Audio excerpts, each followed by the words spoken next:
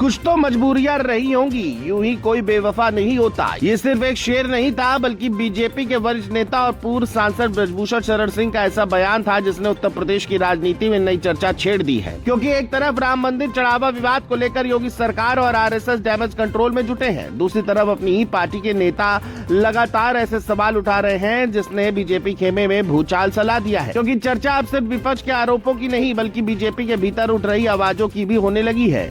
सवाल ये है कि क्या ब्रजभूषण के लगातार बयानों से मिशन 2027 की तैयारी पर असर पड़ सकता है। आइए समझते हैं। उन्होंने याद दिलाया कि राम मंदिर प्राण प्रतिष्ठा समारोह में उन्हें निमंत्रण नहीं मिला, जबकि हजारों लोगों को बुलाया गया था। उनका कहना था कि कई ऐसे लोगों को भी बुलाया गया जिनकी विचारधारा अलग थी, लेकिन उन्हें नहीं बुलाया गया। उन्होंने ये भी कहा कि भगवान राम सिर्फ अयोध्या में नहीं बल्कि हर घर में है और उनके घर में भी राम मंदिर है। ये पहला मौका नहीं है जब ब्रजभूषण ने इस मुद्दे पर अपनी नाराजगी जाहिर की हो। पिछले कई दिनों से वह लगातार इस विषय पर खुलकर बोल रहे हैं, जिससे राजनीतिक हलकों में हलचल बढ़ गई है। इधर दूसरी तरफ बीजेपी और आरएसएस पूरी ताकत के साथ इस विवाद को शांत करने की कोशिश कर रहे हैं। पार्टी की रणनीति है कि स्वयंसेवक गांव-गांव और घर-घर जाकर श्रद्धालुओं और दानदाताओं से संवाद करें। उन्हें बताया जाए कि मामले की जांच निष्पक्ष तरीके से चल रही है और अगर कहीं कोई गड़बड़ी हुई है तो दोषियों के खिलाफ कार्रवाई होगी। सरकार पहले ही एसआईटी जांच शुरू करा चुकी है और कई प्रशासनिक कदम भी उठाए जा चुके हैं। पार्टी चाहती है कि जनता का भरोसा दोबारा मजबूत हो और विपक्ष को इस मुद्दे पर ज्यादा राजनीतिक फायदा न मिल सके।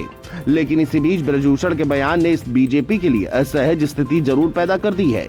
यानी एक तरफ आरएसएस जनता के बीच भरोसा मजबूत करने में लगी है, तो दूसरी तरफ बीजेपी के अपने ही वरिष्ठ नेता लगातार ऐसे सवाल उठा रहे हैं जिनकी चर्चा विपक्ष भी कर रहे हैं। मगर पार्टी के भीतर से भी सवाल सामने आते हैं तो विपक्ष को सरकार पर हमला बोलने का नया मौका मिल सकता है। हालांकि बीजेपी का कहना है कि जांच पूरी पारदर्शिता से हो रही है और किसी भी दोषी को छोड़ा नहीं जाएगा। पार्टी अपने नेताओं से भी संयम बरतने की अपील कर चुकी है ताकि चुनाव से पहले कोई गलत संदेश जनता तक न पहुंचे, क्योंकि 2027 विधानसभा चुनाव की तैयारियां भी से तेज हो चुकी है और पार्टी किसी भी तरह का राजनीतिक नुकसान नहीं चाहती। अब सबसे बड़ी नजर इस बात पर है कि आने वाले दिनों में ब्रजभूषण शरण सिंह अपने बयान पर आगे क्या रुख अपनाते हैं और बीजेपी इस पूरे मामले को किस तरह संभालती है।